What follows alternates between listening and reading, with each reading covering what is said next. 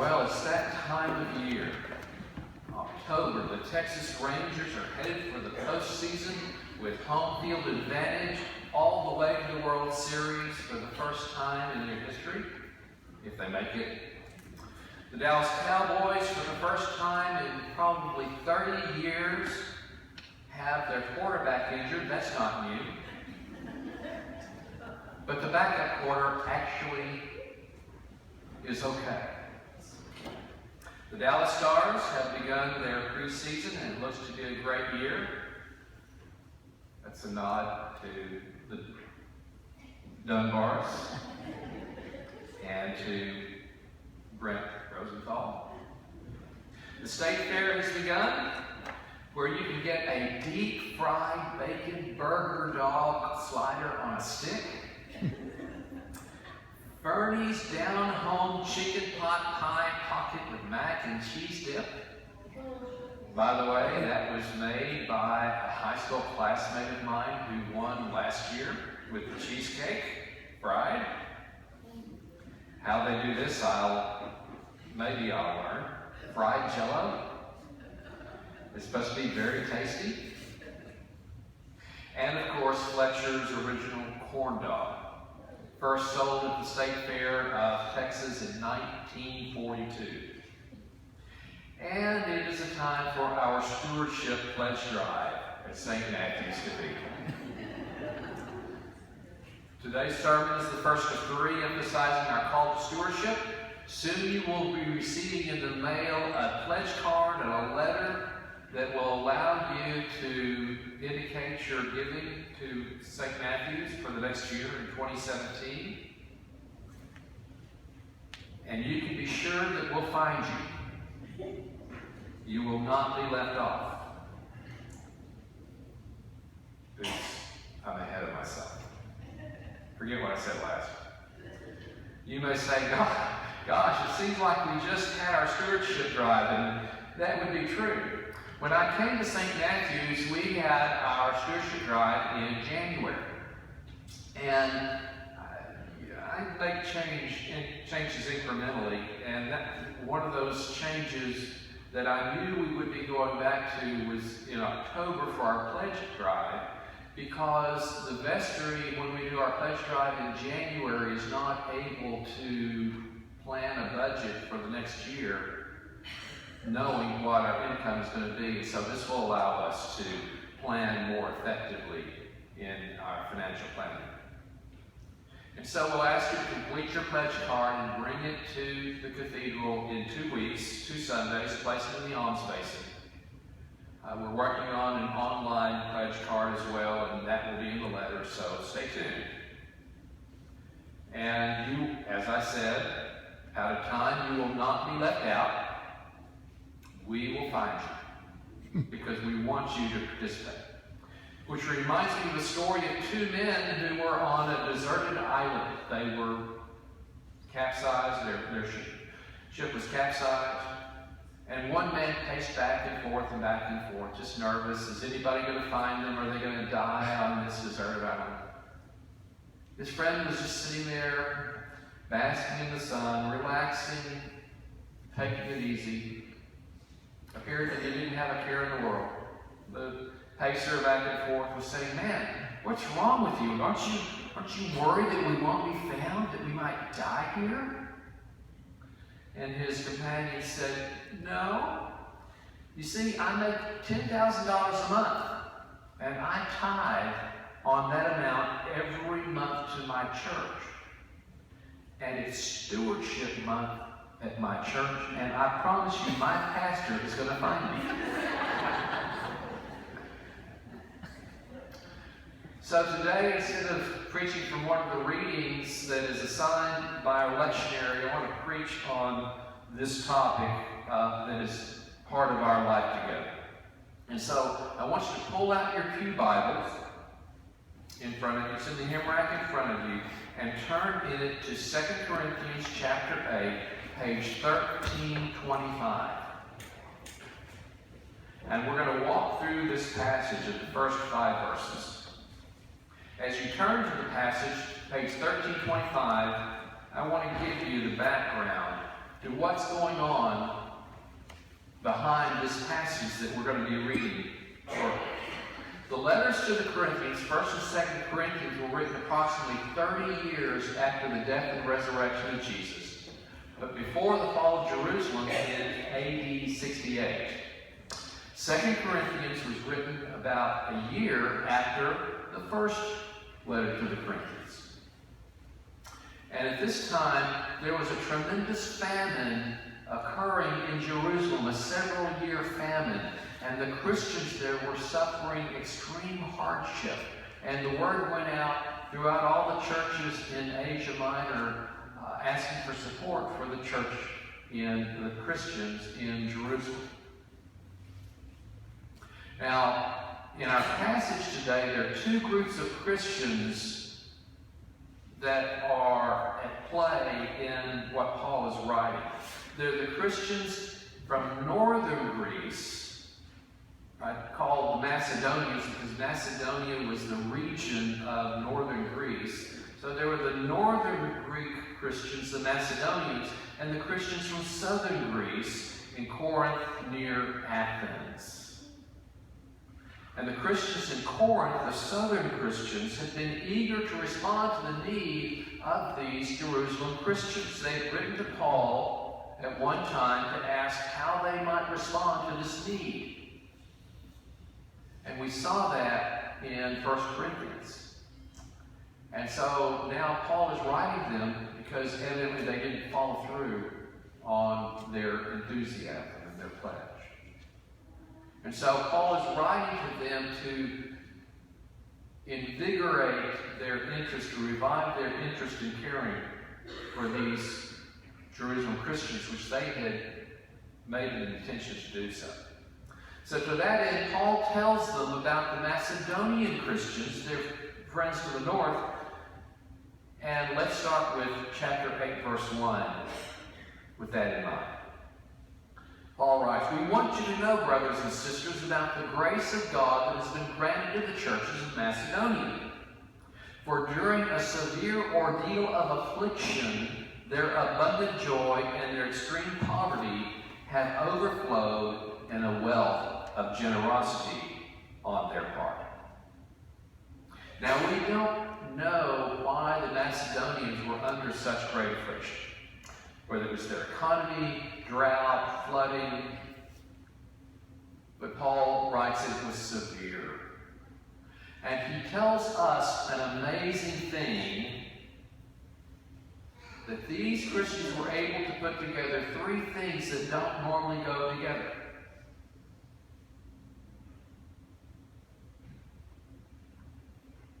For most people, these two, the first two, would be a deal breaker for the third one. He said, it is possible to experience extreme affliction and poverty and a sense of joy. We think if we're poor, you can't possibly be happy. If you have health issues, you can't possibly be happy. But these Christians in Macedonia were able to overcome their affliction, and it abounded in joy. I remember calling a friend one day, years ago, and I asked him how things were going, and he said, "You know, man, it's chaos all around me on the outside, but there's real joy on the inside." How does Paul describe these Macedonian Christians? They had a wealth of generosity. And so the key to understanding this passage is this: when you really, really, really get it, when you really get the faith, when you really have received the unconditional love of God for you through Jesus Christ, you understand the key to faith is generosity. Once we are grateful to God for the gift of life, for the gift of abundant life, real life, and for the gift of eternal life, then all of our life is an attempt to respond to the goodness and greatness of God. If you read through, especially 1 Corinthians, you get a picture of these Corinthian Christians. They were high-strung. They were go-getters. They took sides in every argument. I love this. In the first chapter of 1 Corinthians, Paul says that some of you say, I am of Paul. And others say, I am of Apollos. Apollos was a fiery preacher that we know of from the book of Acts. And some of them had the trump card. Well, I am of Christ. I had a friend in college when I was coming back to the Episcopal Church. He was a Roman Catholic. And so he said, so you're going into the Episcopal Church? I said, yes. He said, that's fine. You worship God in your way, and I'll worship God in His.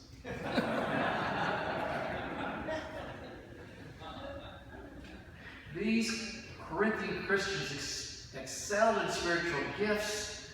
Many of them were well-to-do, and they brought their food on display in their agape feasts. They were real go-getters. But Paul was commending these afflicted and impoverished Macedonian Christians because while they may not have been go-getters, they were go-givers. They gave when it hurt. They gave out of their affliction. They gave with joy. Because when a person comes to faith in Christ and really gets it, at the bottom of their soul, when their soul begins to change, their life starts to look like the life of God.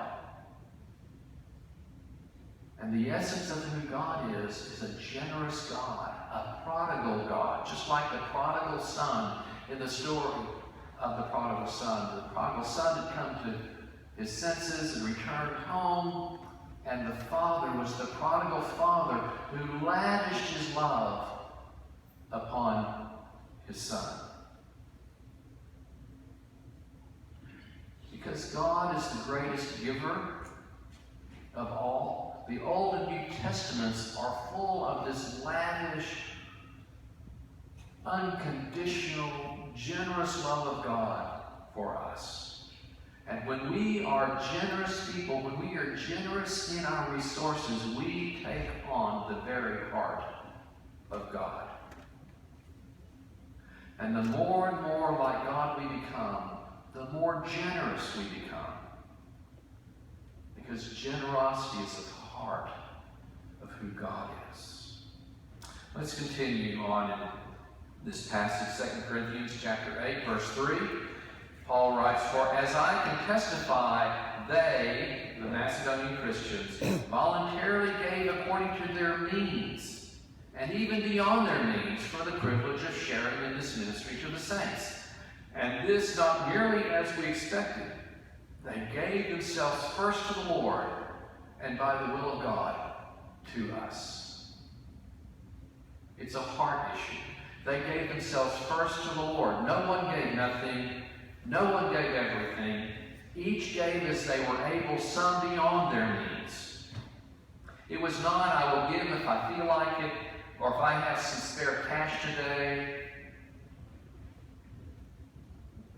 One of my favorite stewardship stories is about the $1 bill and the $20 bill. If you've heard it, still laugh at the right place. About $1 bill and $20 bill, we're talking one day, and the $1 bill was just sort of, a little sad. The $20 bill was regaling the $1 bill with all the stories of where he'd been. He said, I've been to football games and basketball games. I've been to Paris, France, and to London, England. I've been to the opera. I've been all over the place. I've had a wonderful life. And the poor $1 bill was just crying. He said, I've lived such a sheltered life. All I ever do is go to church, go to the bank. Go to church, go to the bank. But when we really get it, we become generous people. So when we pull out our wallet and we see a $1 bill, a $5 bill, and a $20 bill, we say, how can I bless someone with this $20 bill? They gave according to their means and some beyond their means. We have a parishioner who will go unnamed, But we were talking recently, it became about stewardship, and we were talking about taxes, and he said he always files an extension, so he does his taxes in October. And he said, I just did my taxes, and he said he will tell you that before he came to St. Matthew's, he was what he would say a polite giver. He said he used to give to the church like he gave to the Salvation Army at Christmas, and that is when he would come out of the store, he'd pull out his wallet, put a couple bucks into the bucket when he passed by the Salvation Army bell ringer, and would feel good about himself. And he said, I'd come to church and I'd pull out my wallet, I'd put out a couple bucks, maybe a 5, maybe a 10, even a 20 if I were feeling generous that day. But he said over the last several years, as his spiritual life started taking off, he began to increase his giving methodically. He wanted to be a faithful disciple. He said, my aim was to give 10% of my income every year. And he said, I began that process. He said that this year he lost track of his giving. And he just completed his taxes, and he was surprised that he had given to charity 20% of his income. He said, I didn't miss it. He said, that's the wonderful thing. That is giving beyond your means. When you don't pay attention to your giving, and you gave more than you intended to. The point of this is, if your heart is converted, you are a generous person. For us in my practice is to give proportional giving of our income. We give 10% of our income to the cathedral. And we believe that is the minimum of what God is calling us to. That is the minimum standard of giving of faithful people in the Scriptures. That's the tithe. We give our tithe to the church. And then above and beyond that is our offerings. And we support missionaries and the food pantry, food ministries, neighborhood outreach ministries, cathedral arts, and those sorts of things. And so the total of our giving this last year on our taxes was 15%. And I tell you that not to brag to you, but to let you know that I'm calling you to something that I am walking myself. And that I'm not saying this is what you ought to do. I'm asking you to come join me in the freedom of giving, in the delight of giving to the Lord and His kingdom. So, giving is a matter of the heart. Anyone can be shamed into giving. We're not giving you a pledge card and say, fill this out today. Because God doesn't love you any more the more you give, and He doesn't love you any less the less you give. That's His generosity toward us. To be generous, though, is to be like our Father in heaven. It's as the hymn says that we sing, to give and give and give again as God has given thee. What is the offertory? Since all things come of thee, O Lord, and of thine own have we given thee. To give and give and give again what God hath given thee. To spend thyself nor count the cost. To serve right gloriously the God who made all worlds that are, and all that are to be. All things come of thee, O Lord, and of thine own have we given thee.